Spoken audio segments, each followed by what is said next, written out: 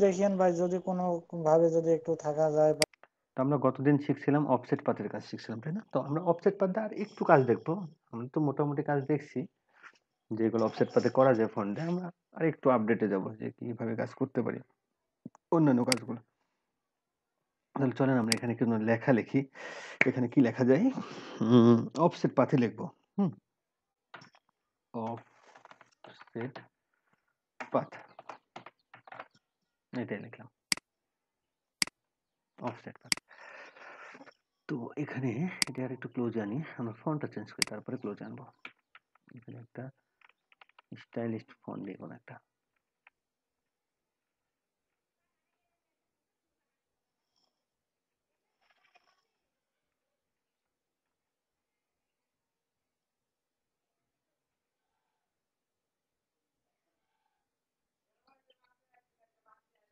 এই ফন্টটা নিলাম।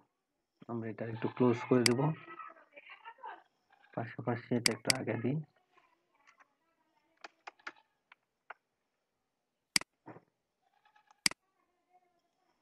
ওকে, তারপর কাজটা কি ছিল আমাদের? এটা একটু কপি করে রাখি পাশে, যাতে পরবর্তীতে লেখাটা সমস্যা হলে আমরা যাতে সেখান থেকে আবার নিতে পারি। আমরা এটা ক্রিয়েট আউটলাইন্স করে দেব। ক্রিয়েট আউটলাইন্স, এটা কাজ ছিল, তাই না? এবার আমরা একটু অন্যভাবে কাজ করব। আমরা এটা আউটলাইন নিয়ে কাজ করি, শুধুমাত্র স্ট্রোক নিয়ে কাজ করব। আচ্ছা, স্ট্রোক নিই বা আগেরটাই নিই, সমস্যা নেই, এটাতেই কাজ করি। তো তারপরে আমাদের কাজ কি? অবজেক্টে যাব, পাথ, অফসেট পাথ, তাই না? এখানে প্রিভিউতে যদি দিই 10, আমরা 10ই নিলাম। ওকে,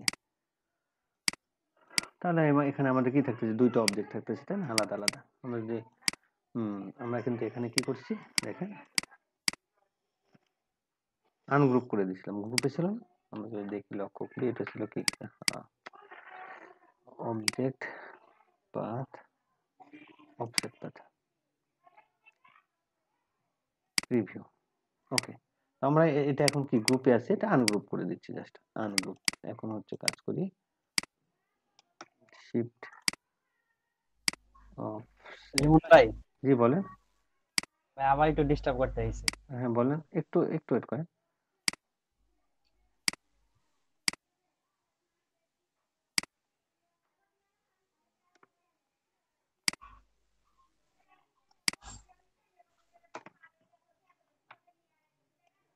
দেখেন, আমরা কালকে এত দূর পর্যন্ত দেখছিলাম, তাই না? এগুলো তো পারি, এই পর্যন্ত আমরা দেখছি, শিখছি। তো আমরা এখন আরেকটা কাজ করব, সেটা হচ্ছে এই পিছনের অবজেক্ট, পিছনেরটা নিলাম।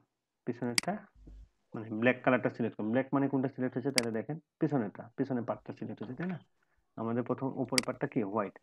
আমরা এটা সিলেক্ট করুন, সিলেক্ট করে কন্ট্রোল জি।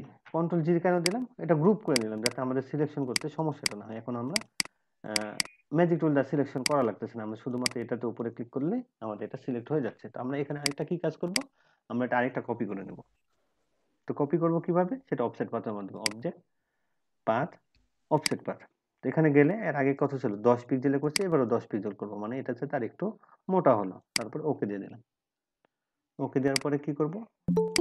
এখন এটা হচ্ছে আনগ্রুপ করে দেওয়া লাগবে আমাদের অবশ্যই, যাতে আলাদা আলাদা হয় সবগুলো। তাহলে এটা হচ্ছে আলাদা, সরি। আচ্ছা, এখানে একটু সমস্যা হয়েছে। সমস্যা হচ্ছে আমাদের সিলেকশন করতে সমস্যা হবে। আমরা যদি কালারটা চেঞ্জ করে দিই সেক্ষেত্রে আমাদের প্রবলেম হবে না। দেখেন, আমরা কালার চেঞ্জ করে দিই একটা একটা করে। রেড কালার দিলাম। পিছনে গুলো যদি রেড কালার দিই তাহলে আমাদের বুঝতে সুবিধা হবে কাজটা। রেড। আমরা কয়বার অফসেট করছি? 2বার করছি আজকে, কিন্তু গতকালকে আমরা কয়বার করছিলাম? 1বার করছিলাম। 2বার করার কারণ আছে,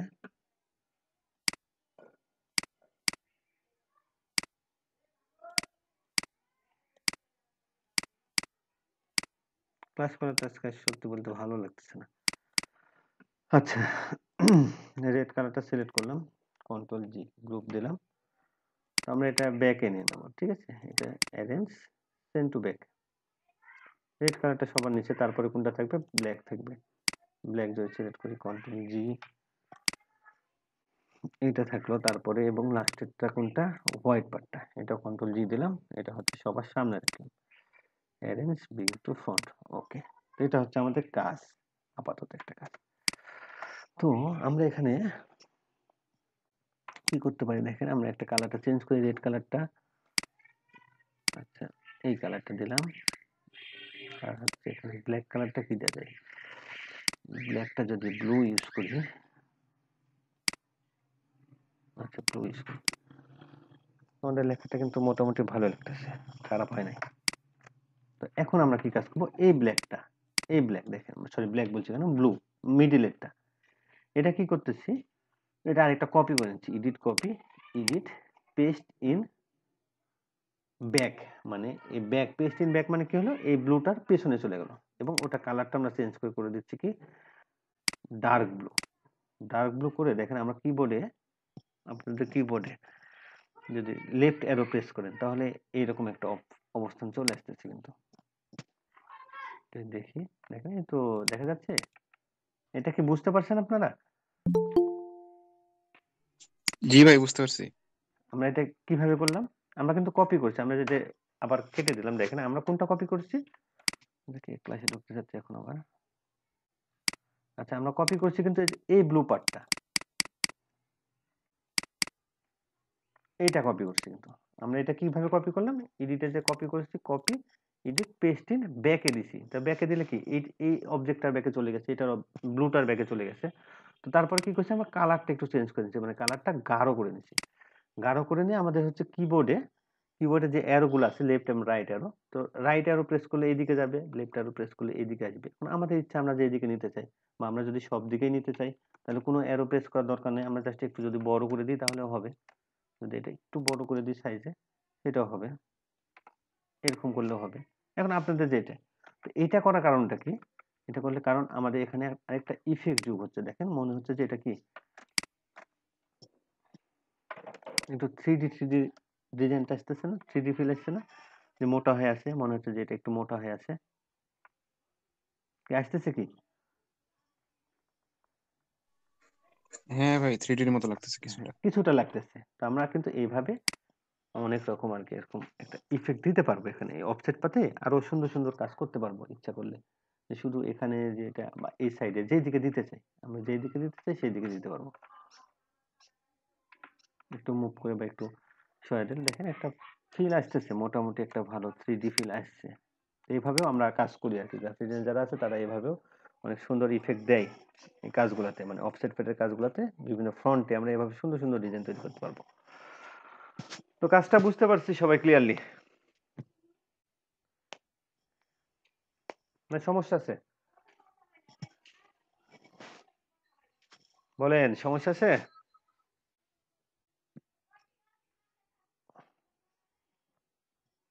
হ্যালো, নাই মনে হচ্ছে ভাই, কেউ তো কিছু বলতেছে ও না।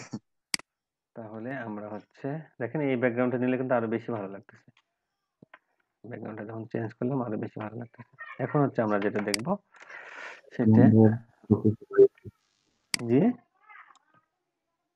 সবাই আপনার সাথে সুপরিচিত।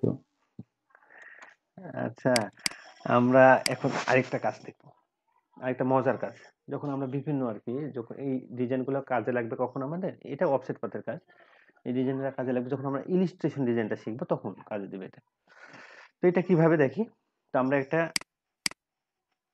শেপ নিলাম, রাউন্ড শেপ, ইলিপস নিলাম।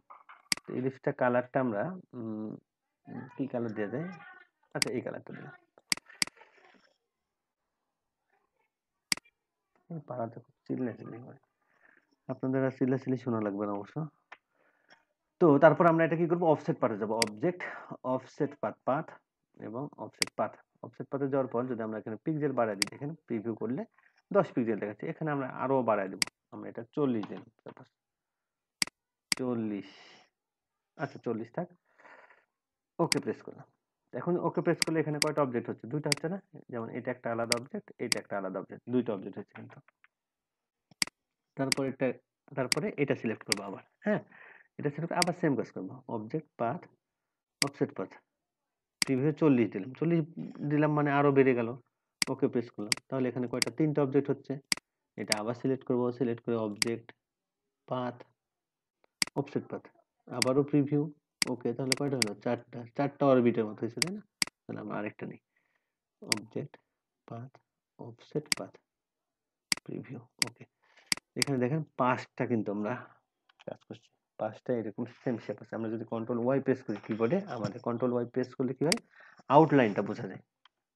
আউটলাইন মানে কি, এখানে যতগুলো আউটলাইন আছে ততগুলো আউটলাইনটা দেখা যাবে, মানে যতগুলো অবজেক্ট আছে। যেমন আমরা এর আগের কাজটা কি অফসেট পাতে কাজ করছি, এখানে এতগুলো আউটলাইন নিয়ে আসলো, মানে আমাদের কপি করা ছিল 4বারের মতো কপি করা ছিল। এটা আছে। তো এটা কিভাবে দেখা যায়, কন্ট্রোল ওয়াই প্রেস করলে। কন্ট্রোল ওয়াই যদি আবার কন্ট্রোল ওয়াই প্রেস করি, আমাদের পূর্বের অবস্থানে ফিরে আসবে। আমরা কন্ট্রোল ওয়াই প্রেস করলে, এটা একটা নতুন শিখলাম আর কি আমরা, যে কিভাবে আউটলাইন করব, আউটলাইন ডিজাইনগুলো কিভাবে দেখব। কন্ট্রোল ওয়াই প্রেস করে আউটলাইন করব, ঠিক আছে? কন্ট্রোল ওয়াই প্রেস করলে আউটলাইন হবে, আবার কন্ট্রোল ওয়াই প্রেস করলে আউটলাইন হবে, কন্ট্রোল ওয়াই প্রেস করলে ব্রেক চলে যাবে। তো আমরা এটা 5টা অরবিট নিলাম, 5টা অরবিট নিয়ে আমরা জাস্ট এটা অপাসিটিটা কমা দেবো। অপাসিটিটা কোথায় কমা দিতে পারি আমরা, যেটা অপাসিটিটা কমাইতে পারি, আপনারা এখানে উইন্ডোতে যাবেন, উইন্ডোতে যে ট্রান্সপারেন্সি আনবেন, ট্রান্সপারেন্সি কোথায় গেল, এই তো ট্রান্সপারেন্সি। এটা শর্টকাটটা হচ্ছে শিফট কন্ট্রোল প্লাস F10। আমরা যদি ট্রান্সপারেন্সি ক্লিক করি, আমরা এখানে অপাসিটি, এখানে অপশন আছে দেখেন অপাসিটি, এই অপাসিটিটা আমরা কমাইতে পারবো। আমরা যদি এটা,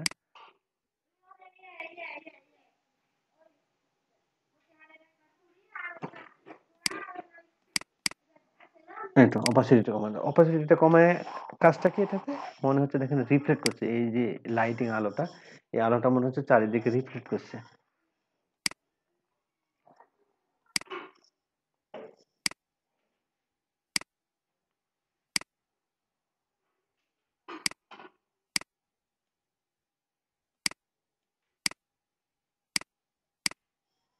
এটা মনে হচ্ছে কি একটা, যখন আমরা এই কাজটা আসলে এখনো ক্লিয়ারলি বুঝতে পারতেছেন না, মানে এটা আরো ভালো লাগবে যখন আমরা এখানে এই গোল রাউন্ডটা সূর্য বলতে গেলে সরি চাঁদের মতন করতে পারবো। চাঁদের মতো কখন করতে পারবো, আমরা যখন এই কাজটা শিখবো, কিসের কাজ, গ্রেডিয়েন্ট টুলের কাজ শিখবো, তখন আমরা এটা সুন্দর একটা মনে হচ্ছে যে গোল বৃত্তের মতো দেখাবে, এবং ওটা হচ্ছে একটা চাঁদ মনে হবে। যখন চাঁদের মতো করবো তখন বুঝতে পারবেন যে হ্যাঁ এই ডিজাইনটা আসলে ফুটছে।